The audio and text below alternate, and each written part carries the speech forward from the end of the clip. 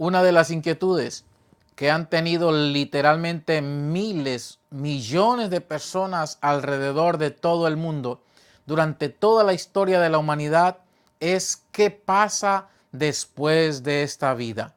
Y sumada a esa inquietud es la siguiente: ¿qué necesito hacer para entrar en la vida eterna? En palabras sencillas, ¿qué tengo que hacer para entrar al cielo? El Señor Jesús, el Hijo de Dios, quien fue enviado por el Padre desde el cielo, nos respondió claramente a esta pregunta. Su respuesta está en el Evangelio según San Mateo, capítulo 7, versículos 21 al 23. Es como un resumen de toda su enseñanza. Dijo Jesús: no todo el que me dice Señor, Señor, entrará en el reino de los cielos, sino el que hace la voluntad de mi Padre que está en los cielos. Muchos me dirán en aquel día: Señor, Señor, ¿no profetizamos en tu nombre? Y en tu nombre echamos fuera demonios, y en tu nombre hicimos muchos milagros.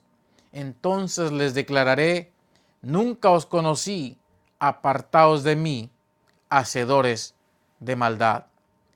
Básicamente, lo que Jesús dijo a aquellos que le escuchaban en ese entonces no es hablando ni obrando como se entra al cielo, es obedeciendo a Dios. ¿Por qué no se entra al cielo hablando? Él dijo: no todo el que me dice Señor, Señor entrará en el reino de los cielos.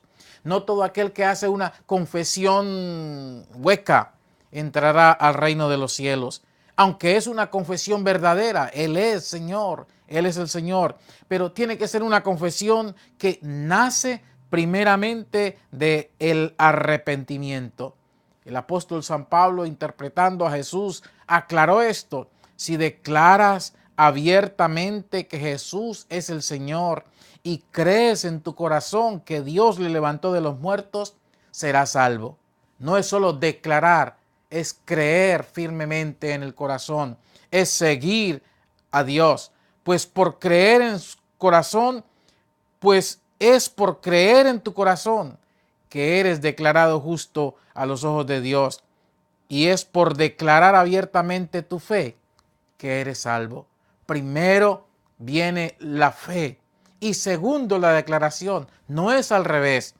Por eso Jesús dijo: no es solamente por declarar que se es salvo.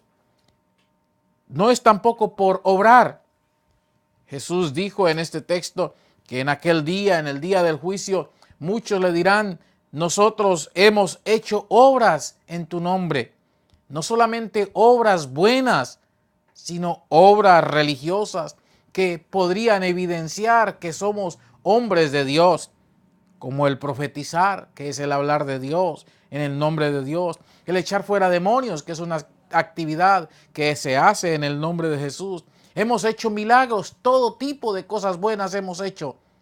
Pero Jesús insiste: no es por hablar que se entra al reino de los cielos, tampoco es por obrar milagros que se entra en el reino de los cielos. Entonces, ¿cómo es? Claro, Él responde: es solamente por hacer la voluntad de mi Padre que está en los cielos. ¿Cuál es la voluntad del Padre que está en los cielos?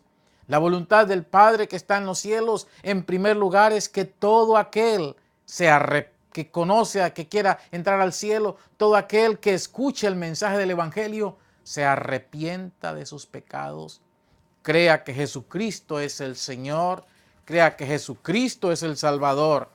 La voluntad del Padre que está en los cielos es que obedezcamos a Dios en todo lo que Él nos enseña. La voluntad de Dios, del Padre que está en los cielos, a la luz de Hechos, capítulo 3, versículo 19, es que nos arrepintamos y nos convirtamos.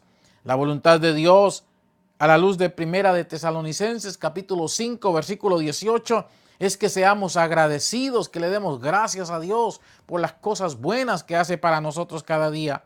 La voluntad de Dios es que hagamos el bien.